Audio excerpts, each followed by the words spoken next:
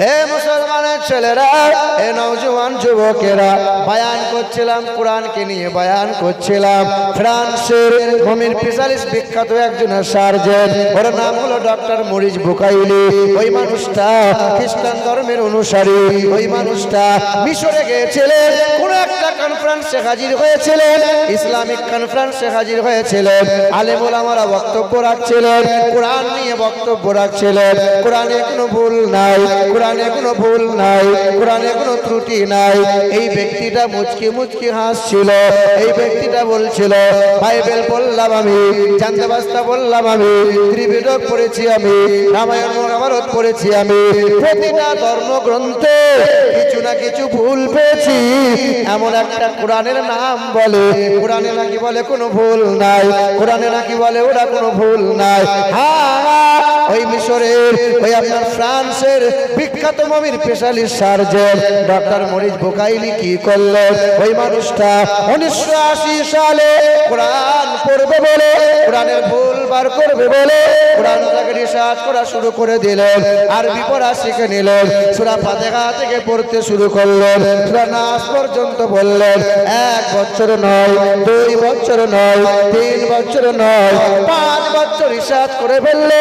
5 বছর রিসার্চ করে নেওয়ার পরে ক্যামেরার সামনে দাঁড়িয়ে বলেছিলেন, হে সাংবাদিকরা, দেশ বিদেশে প্রচার করে দাও, দেশ বিদেশে প্রচার করে দাও। আমি ডক্টর মরিস বুকাইলি বলছি, আমি ফ্রান্সের মমির স্পেশালিস্ট সার্জন, আমি ডক্টর মরিস বুকাইলি।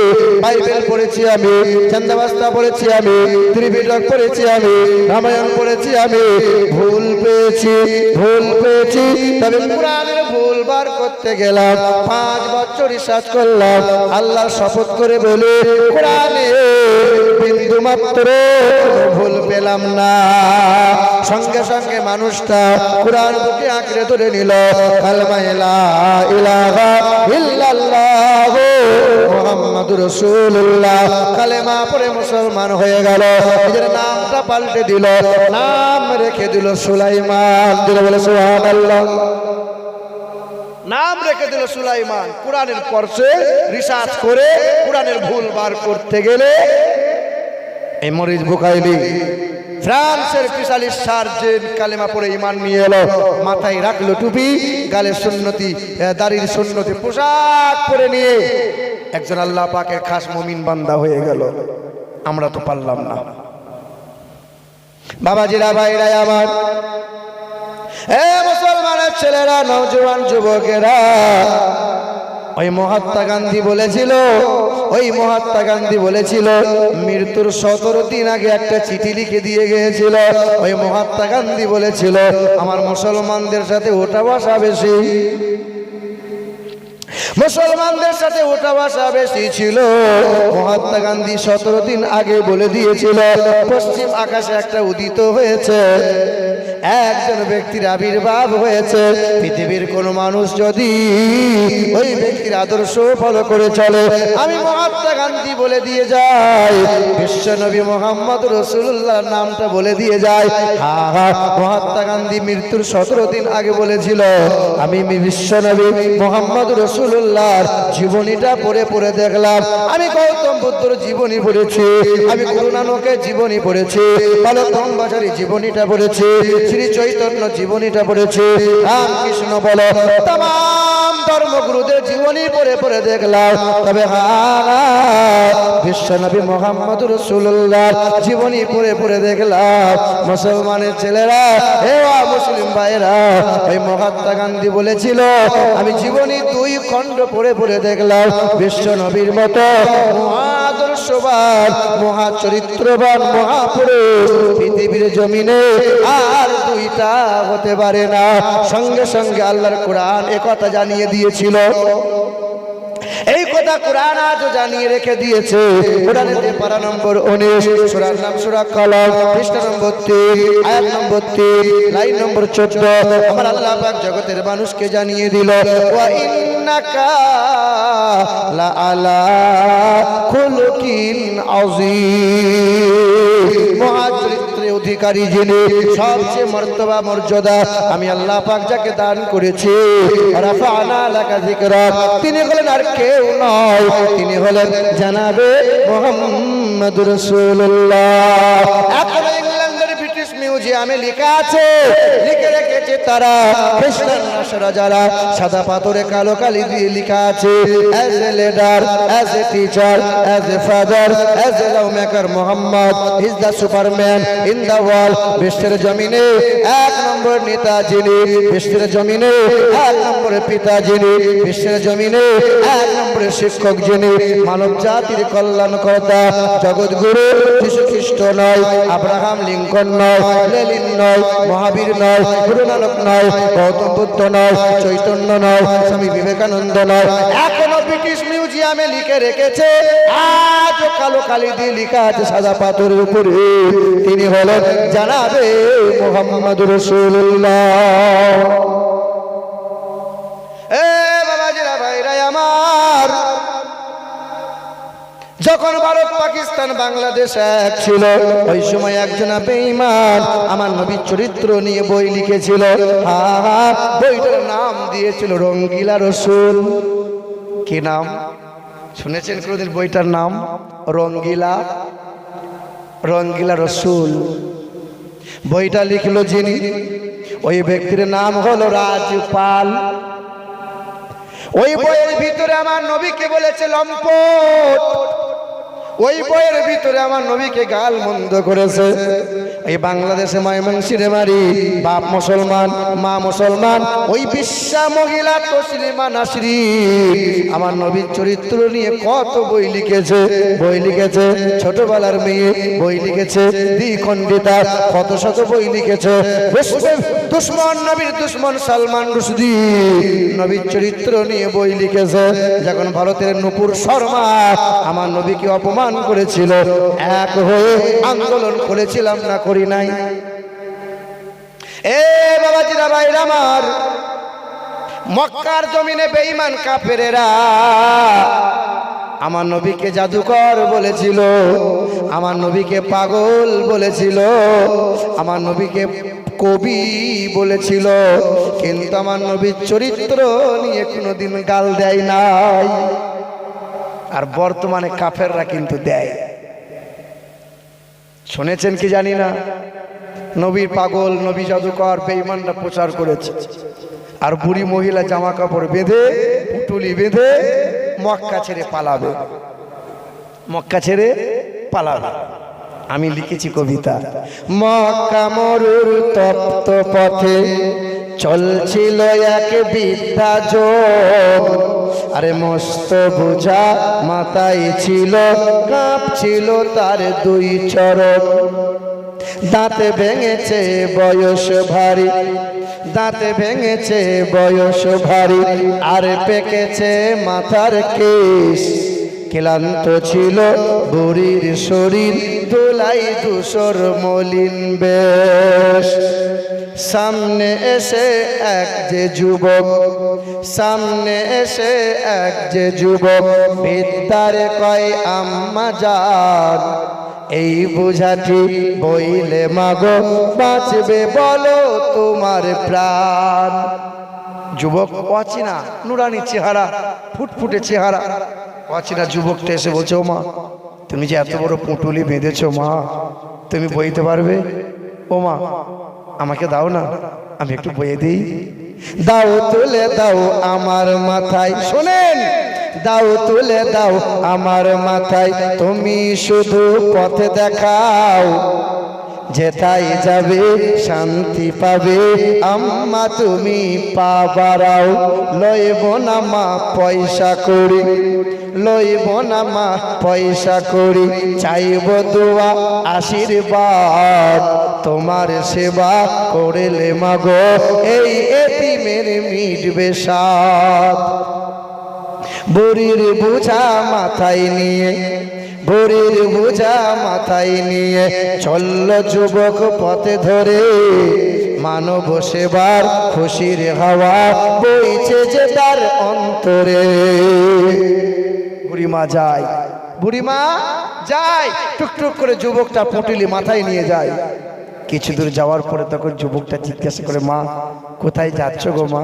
তোমার চোখে পানি, তুমি যাচ্ছ কোথায় মা, একটু বলো না। বৃদ্ধাটিকে শুধাই যুবক, বৃদ্ধাটিকে শুধাই যুবক, যাচ্ছ কোথায় আম্মা জান? মন কেন মা ভরা ক্লান্ত, তুই নয়নে অশ্রুবাণ। তখন বুড়ি মহিলা বলে, বৃদ্ধা বলে কালকে নাকি, বৃদ্ধা বলে কালকে নাকি আসবে গায়ে মোহাম্মদ, লইবে কেরে ধর্ম মদের লোকটি নাকি ভীষণ বদ। কালকে কি আসবে? মোহাম্মদ, তার ভয়ে পালাচ্ছি। হ্যাঁ, কালকে মোহাম্মদ আসবে তাই ভয়ে পালাচ্ছি। যুবকটা মুচকি মুচকি হাসে, তো কিছু বলে না। কিছু দূর যেতে যেতে তখন বুড়িটা বলে, একটু পরেই বৃদ্ধা বলে, একটু পরেই বৃদ্ধা বলে, ওইখানে মোর চলার শেষ, নামিয়ে দে বাপ বুঝা আমার, করলে দারুণ কষ্ট ক্লেশ। এবার বুঝা আমাকে নামিয়ে দাও। যুবকটা নামিয়ে দিয়েছে। যুবক নামিয়ে দিয়ে তখন বাড়ির দিকে রওনা দিয়েছে। তো বুড়িটা ফেলিয়ে চেয়ে দেখে এত ভালো ছেলে। তখন বুড়ি মহিলা বলে, ফুলের মতো মুখটি তোমার, ফুলের মতো মুখটি তোমার, মায়াই ভরা তোমার প্রাণ, কি নাম তোমার, কোথায় বাড়ি, যাও না বলে আব্বা যান। তোমার নাম, তোমার পরিচয় একটু দাও না বাবু। তোমার এত সুন্দর চেহারা, তুমি এত আদর্শবান ছেলে, মক্কায় বাড়ি। তখন যুবকটার সামনে এসে এরকম দুটো হাত জড়ো করেছে। যুবক বলে করুন দোয়া, যুবক বলে করুন দোয়া, না হয় যেন আমি বদ, যার ভয়েতে ভাগছো মাগো, যার ভয়েতে ভাগছো মাগো, আমি তো সেই মোহাম্মদ, আমি সেই মোহাম্মদ। হ্যাঁ, তখন বুড়ি মহিলা কি করলো? বুড়ি মহিলা নবীজির হাতে হাত রেখে কালেমা পড়ে ঈমান নিয়ে এলো। নবীর আদর্শ দেখে মুগ্ধ হয়েছিল। মুসলমানের ছেলেরা, নওজোয়ান যুবকেরা, আমার বাবারা, ভাইরা আমার, ভারত পাকিস্তান বাংলাদেশ তখন এক ছিল। রাজপাল বলে একজনা বেঈমান আমার নবীর চরিত্র নিয়ে বই লিখে দিল। রঙ্গিলা রসুল, রঙ্গিলা রসুল বাজারে প্রচার হয়ে গেল, বিক্রি হতে লাগলো। ওই সময় নবীজির 19 বছরের ছেলে বাজার করতে গিয়েছিল। ছেলেটা রঙ্গিলা রসুল বইটা কিনে নিয়ে এলো। ছেলেটা গরিব ঘরের ছেলে, কাঠ মিস্ত্রি ছিল, 5 ওয়াক্ত নামাজ পড়তো, সকাল সন্ধ্যা নবীজির মহব্বতে দরুদের আমল করত। কি পড়তো? দরুদ শরীফ। আপনাদের বলে দিয়ে যায়, সকাল সন্ধ্যা নিয়মিত যদি কোনো মানুষ দরুদ শরীফের আমল করতে পারে, ওই মানুষটা রাস্তাঘাটে অ্যাক্সিডেন্টে মরবে না। যে ব্যক্তি সকাল সন্ধ্যা দরুদ শরীফের নিয়মিত আমল করবে, সে ব্যক্তি দরিয়ায় জলে ডুবে কোনোদিন মরণ হবে না। যে ব্যক্তি দরুদ শরীফের সকাল সন্ধ্যায় নিয়মিত আমল করবে, তার সংসারে কখনো অভাব আসবে না। যে ব্যক্তি দরুদ শরীফের আমল করবে, তাকে আল্লাহ পাক রুজিতে মালামাল করে দেবে। যে ব্যক্তি সকাল সন্ধ্যা দরুদ শরীফের আমল করবে, ওই ব্যক্তি আগুনে পুড়ে কোনোদিন মরণ হবে না। যে ব্যক্তি দরুদ শরীফের আমল করবে, তাকে বিছানায় পড়ে থাকতে হবে না। যে ব্যক্তি দরুদ শরীফের আমল করবে, ওই ব্যক্তির উপর জেন খবিশের আশ্রয় হবে না। যে ব্যক্তি দরুদ শরীফের আমল করবে, ওই ব্যক্তির উপরে শয়তান মানুষের দুশমনি করে ক্ষতি করতে পারবে না। আল্লাহর নবী বলেন, একবার দরুদ পড়ো, আল্লাহ 10টা নেকি দেবে। একবার দরুদ পড়ো, 10টা গুনাহ মাফ করে দেবে। একবার দরুদ পড়ার কারণে আল্লাহ 10 গুণ মর্যাদা আরো বাড়িয়ে দেবে। কিসের আমল হবে? দরুদ শরীফের নিয়মিত আমল করেন, সাংঘাতিক।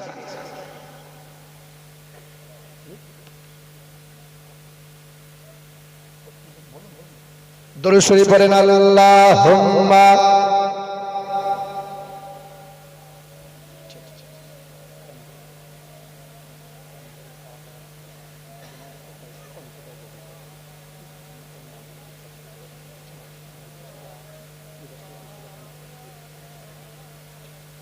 সাল্লাল্লাহু তাআলা আলাইহি ওয়াসাল্লাম। বাবারা ভাইরা আমার, ওই গরিব ঘরের ছেলেটা কি করেছিল?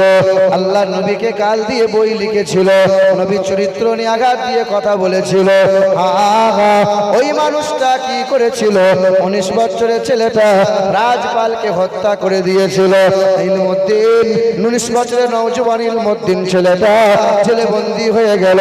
জজ আদালতে জিজ্ঞাসা করেছিল, কেমনে তুমি হত্যা করলে বলো?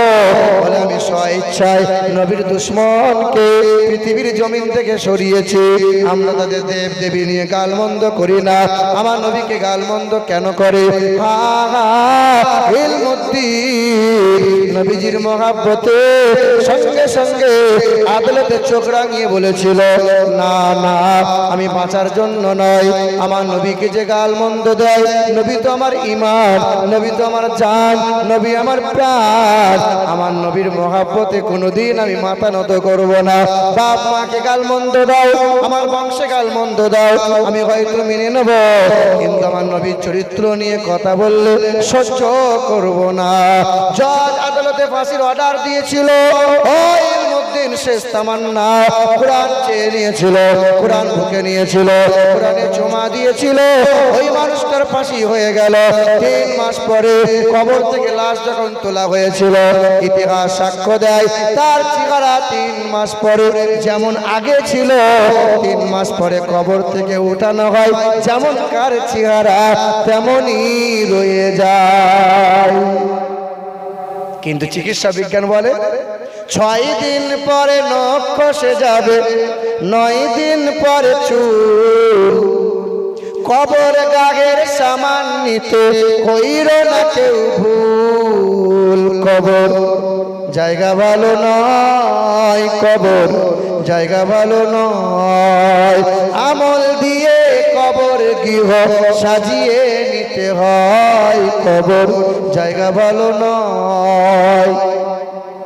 17 দিনে পেটে পেটে শেষ পোকার খাদ্য হবে, 7 দিন পরে গোশত থাকবে না, কঙ্কাল পরে রবে। 17 দিনে পেটে পেটে শেষ পোকার খাদ্য হবে, 7 দিন পরে গোশত থাকবে না, কঙ্কাল পরে রবে। 90 দিনে হাড়গুলি সব, 90 দিনে হাড়গুলি সব আলাদা হয়ে রয়, কবর জায়গা ভালো নয়, কবর জায়গা ভালো নয়, আমল দিয়ে কবর গৃহ সাজিয়ে নিতে হয়। বাপ, আপনার মা চলে গেছে, আপনার আব্বা চলে গেছে, কোনোদিন গিয়েছেন বাপ মায়ের বাড়িতে?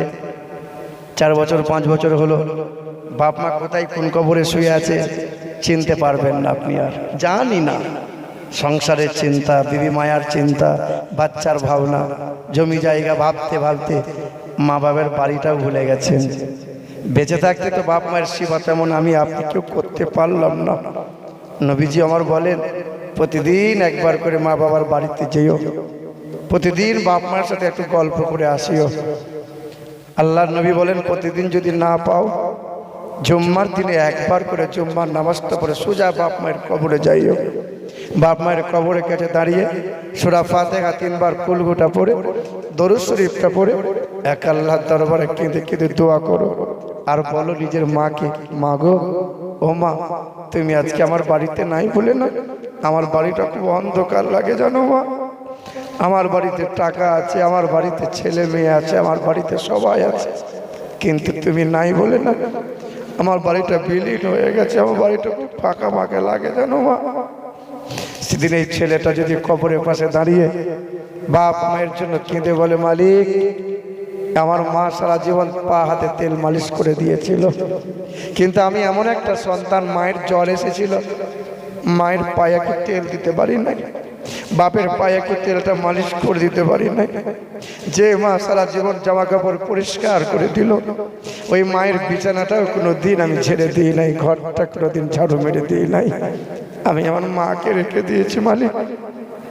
না কে খাওয়ানেওয়ালা মা, না পরে পড়ানেওয়ালা মা, যে বাপ নিজের রক্তকে পানি করে ছেলের আবদার পূরণ করেছে, ওই বাপকে শুয়ানো আছে। মালিক, সন্তান যখন মা বাবার জন্য একটু চোখের পানি ফেলে, আল্লাহ পাক বাপ মায়ের কবরটা জান্নাতের বাগান, জান্নাতি মেওয়া, জান্নাতি খাওয়া, জান্নাতি পোশাক, জান্নাতি হাওয়া দিয়ে প্রবাহিত করে দেন, জান্নাতের টুকরা বানিয়ে দেন। এখানে যাদের বাপ আর মা, এখানে যাদের বাপ আর মা পৃথিবীতে থেকে চলে গেছে, বাপ মা নাই, কার কার নাই একটু হাত তুলে দেখাতে পারবেন? কার কার নাই? আল্লাহ কাছে দোয়া করবো একটু, একজন হাত নামাই। আমি আল্লাহ তোমার দরবারে যে বান্দাগুলো হাত তুলেছে মালিক, আল্লাহ তোমার এই বান্দাগুলোর হাত তোলাকে কবুল করে নাও। যাদের বাপ মা কবরবাসী হয়ে আছে, হাত তুলেছে মালিক, তুমি তাদের বাপ মায়ের কবরটা জান্নাতের বাগান বানিয়ে দাও। জোরে বলেন আল্লাহুম্মা আমিন। নবী বলেন মুসাফির হালতে থাকলে পরে এই মুসাফিরের দোয়া আল্লাহ ফিরিয়ে দেয় না।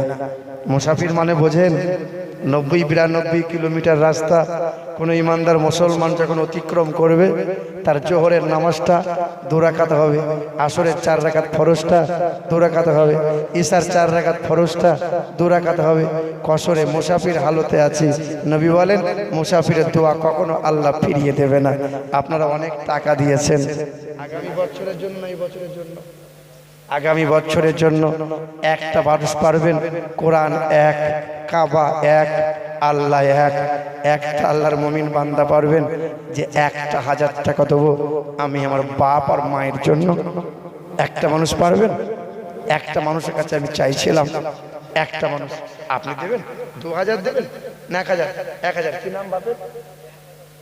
দিয়েছেন আগে 1000 দিয়েছেন, আবার দেবে। কি নাম? রজব আলী সাহেব। নারে তাকবীর, নারে তাকবীর। রজব আলী সাহেব 1000 টাকার দাতা একজন। বলেন তো লা ইলাহা ইল্লাল্লাহ, লা ইলাহা ইল্লাল্লাহ এটা বললে পড়লে ইমানদার হওয়া যাবে? কি বলছেন আপনারা? আর একজনকে মেনে নিতে হবে, মুহাম্মাদুর রাসূলুল্লাহ। আল্লাহ পাক বলছেন আমি যত যা কিছু বানিয়েছি জোড়া জোড়া বানিয়েছি, আসমান জমিন, নর নারী, সাদা কালো, মিথ্যা সত্য, উঁচু নিচু, জান্নাত জাহান্নাম, মুরগা মুরগি, ঘোড়া ঘুড়ি, আমি আল্লাহ যত যা বানিয়েছি জোড়া জোড়া বানিয়েছি।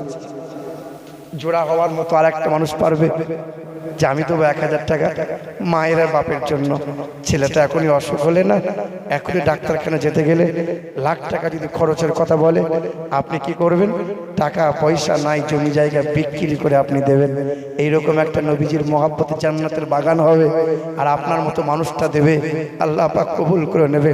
বাপ মায়ের জন্য দেবেন, ছেলে মেয়ের জন্য অনেক কিছু করলেন আপনি, আপনার মা বাবা ইন্তেকাল হয়ে গেছে, একটা মানুষ দেন যাদের বাপ মা এখনো জীবিত আছে, বাপ মায়ের সুস্থতার জন্য একটু দোয়া করব। 1000 টাকা চাইছিলাম।